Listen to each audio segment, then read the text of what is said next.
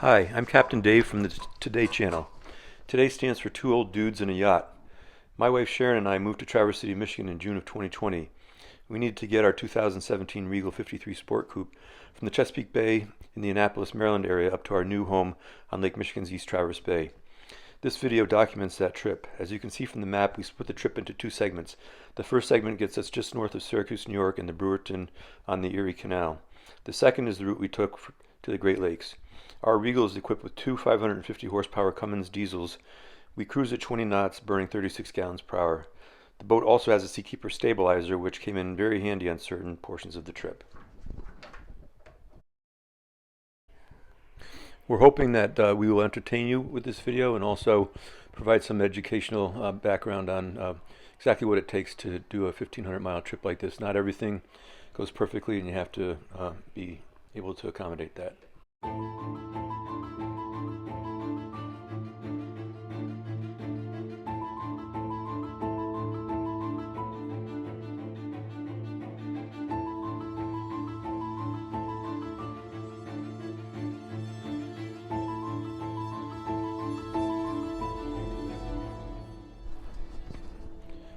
The first day we plan on shoving off early on a 130-mile run from Pleasure Cove Marina on the Bodkin Creek to Cape May, New Jersey. However, we had an issue with the swim platform that set us back a couple of hours. When we did shove off, we had very pleasant sea conditions with clear skies and calm winds the whole way. This was probably the least interesting segment, as I am quite familiar with the Chesapeake Bay, and the Delaware Bay just isn't that great. We stayed at the Canyon Club Marina in Cape May, New Jersey, where you can refuel right at your slip. We burned 230 gallons of fuel on this section. There was a large fish tournament going on, so the harbor and marina were both quite busy.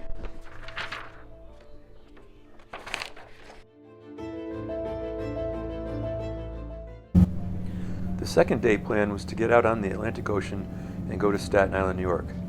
This was the segment I was most concerned about. Hurricane Isaiah was approaching, so we had 4 to 6 foot swells the whole way.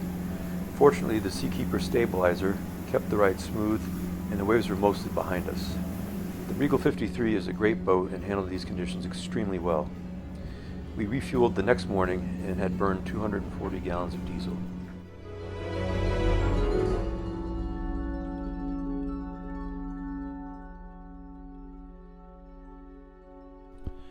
The next day's plan was to enter the Hudson River and get the boat to Kingston, New York. The boat had a different plan. Heading out of the harbor, the port engine started to overheat. We shut it down and radioed the marina to see if they could help. We suspected it was a bad impeller. The marina said they were too busy hauling boats as the storm was approaching. I made the call that we would head out on one engine and shoot for Half Moon Bay Marina in Croton on Hudson, New York, and seek help there. The skyline of New York was simply spectacular. We had a great view of the Statue of Liberty and of the Manhattan skyline.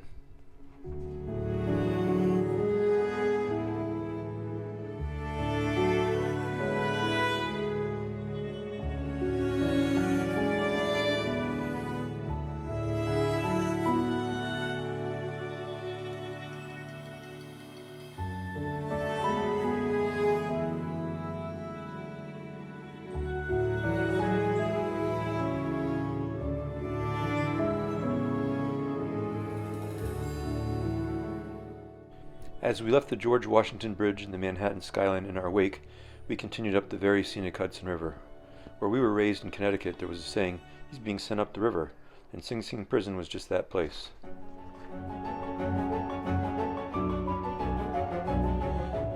Half Moon Bay was a good choice for shelter, but a bad choice for help with the engine. We were traveling just as things were reopening in New York State due to COVID, and we just couldn't find any help. The next day, Tropical Storm Isaiah came through, so it was a sit-out the storm day. We saw a waterspout form out on the river. The storm passed relatively quickly, just a couple of hours, and things were really rocking at the marina.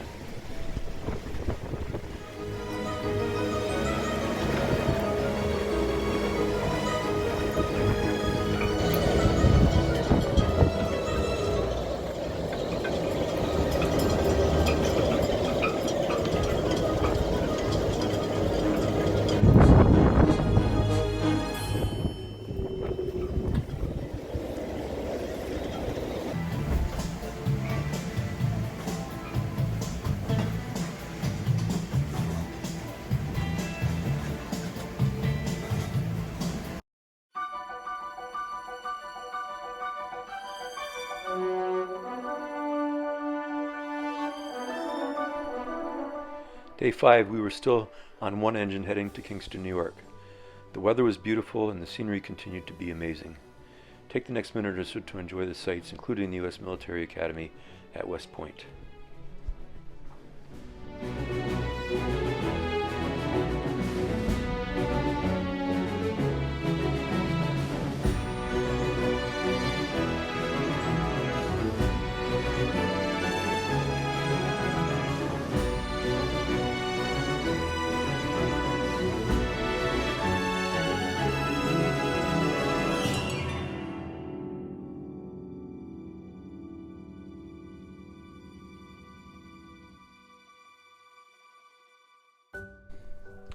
We can highly recommend Kingston as a stopover.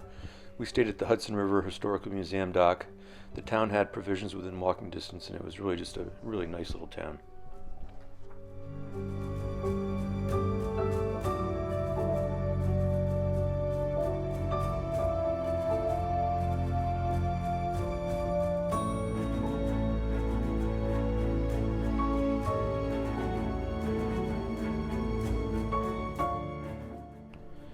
After properly provisioning in Kingston, we prepared a nice breakfast before heading back out on one engine destined for Albany, New York. The weather continued to be beautiful. One benefit we were getting is we were only burning a few gallons of diesel per hour on the one engine doing 8 knots. It's a good thing because the further north we got, the more things were still closed due to the COVID virus.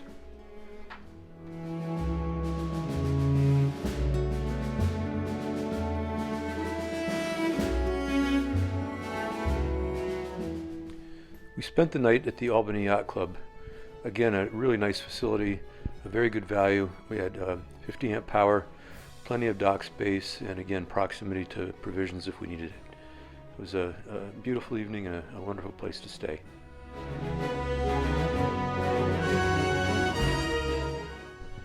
Day 7 is the day we begin our journey on the Erie Canal. I had heard that Amsterdam, New York was a good target for the day, so that is what we set out to do. Today the port engine did prime up, and so now we were back to 2 engines. However, a good portion of the Erie Canal is no wake. It was still nice to have the 2 engines running again. So we finished off the Hudson and headed into the locks. Captain Doug and I had experience going through locks, so it was an easy adjustment for us. Pull up to the side of the lock, grab a line, and up you go. We both agreed the Erie Canal is pretty cool.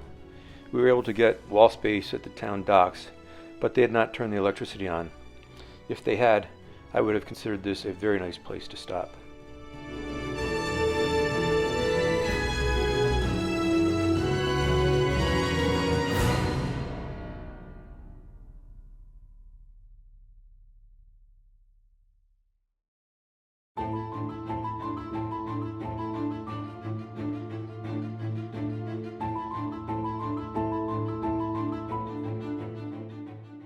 Day 8, we had a very ambitious target to get to Utica, New York.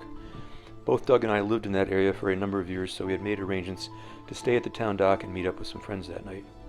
Once again, we had to adjust our goal because of a 3-hour delay at the Little Falls Lock 17. There was a lot of tree debris in the lock, so only a couple of boats could go through at a time. Look at that photo. It truly does look like the gates of hell. While waiting, we used the skyhook feature on the boat where you press a button and the boat stays in place. It was good to have both engines working that day. By the time we got through, it was approaching 7 o'clock, and that is when the locks close. We just had to make it through the Herkimer lock okay.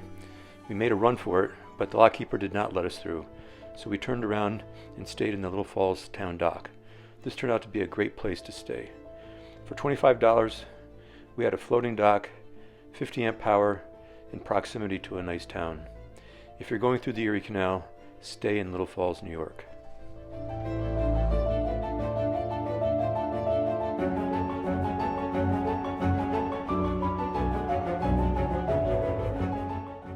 Day 9, we set out from Little Falls to get to our final destination for this trip, Winter Harbor Marina in Brewerton, New York.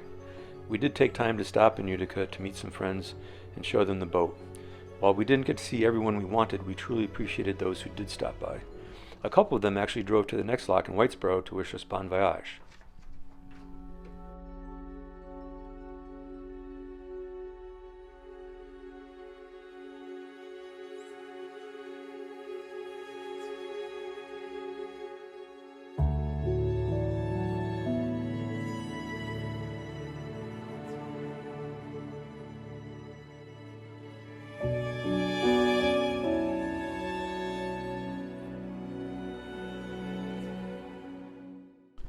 After Whitesboro, you go to Rome, New York. That is the first lock that goes down rather than up. After Rome, you enter and cross Oneida Lake to get to Brewerton.